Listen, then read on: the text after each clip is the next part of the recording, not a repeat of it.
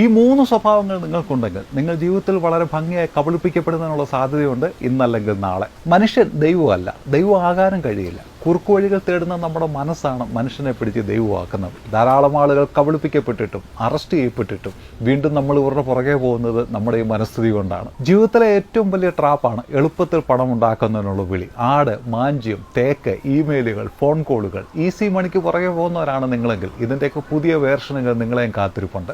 കഷ്ടപ്പെടാതെ പണം ഉണ്ടാക്കാൻ പറ്റില്ല. ഒന്നുകിൽ ശരീരം കൊണ്ട് അല്ലെങ്കിൽ തലച്ചോറ് കൊണ്ട്. ഒരാളൊരു നല്ല നടനായതുകൊണ്ട് അയാൾ പറയുന്ന രാഷ്ട്രീയമോ മനഃശാസ്ത്രമോ ലോകതത്വങ്ങളോ ഒന്നും ശരിയാകണമെന്നില്ല.